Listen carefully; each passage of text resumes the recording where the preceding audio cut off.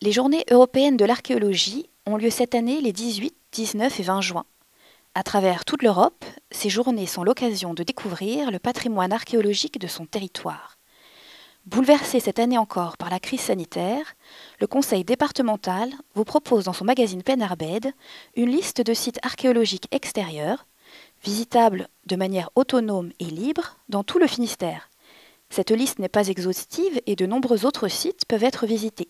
Votre découverte peut commencer par la préhistoire, via la visite de la nécropole mégalithique du Sourd à Plouhinec, un site qui a été fouillé par les archéologues du département et restauré au sein du centre d'interprétation de Ménez-Drégan.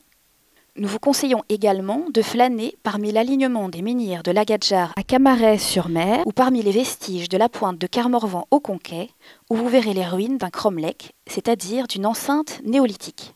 Ne manquez pas non plus de randonner dans la lande des Monts d'Arrée, le long de l'alignement de menhirs des Noces de Pierre, un des plus longs du Finistère, avec plus de 77 mégalithes, non loin du Mont Saint-Michel de Brasparts.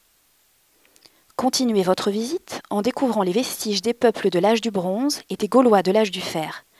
Une balade littorale vous fera découvrir les éperons barrés de la pointe de Castelmeur à Clédin-Cap-Sizun et de l'Osmar à Crozon, des sites fortifiés où la population se réfugiait en cas de danger.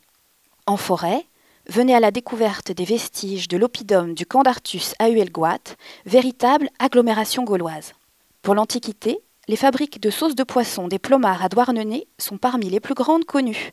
Elles sont les ancêtres des conserves à sardines. Puis prenez la direction des rives de l'Audet pour visiter les vestiges des thermes restaurés de la villa gallo-romaine du Pérénou qui est fouillée chaque été à Plomelin.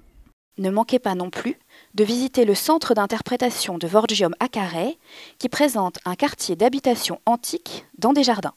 En route pour le Moyen-Âge, avec la visite des majestueuses abbayes de Saint-Maurice à Cloire-Carnouët, du Relecq à Plounéour-Ménez, de la Pointe Saint-Mathieu à Plougonvelin et du musée de l'ancienne abbaye de Saint-Guénolé à Landévennec, qui propose un programme spécifique pour les journées de l'archéologie. Complétez votre panorama médiéval avec une balade près de la motte castrale de l'Esquélène à Plabennec et une visite du château de Carjan à Saint-Vougué qui organise des animations les 19 et 20 juin. Le château de Roquemorvan à La Roche-Maurice, fouillé chaque été par les archéologues du conseil départemental, vous promet une visite très agréable parmi ses vestiges bâtis sur un piton rocheux. Enfin, vous pouvez terminer votre visite par une promenade dans le hameau médiéval du Guénidou à Berrien, dans les Monts d'Arrée, où vous verrez les vestiges de bâtiments d'habitation regroupés en îlots.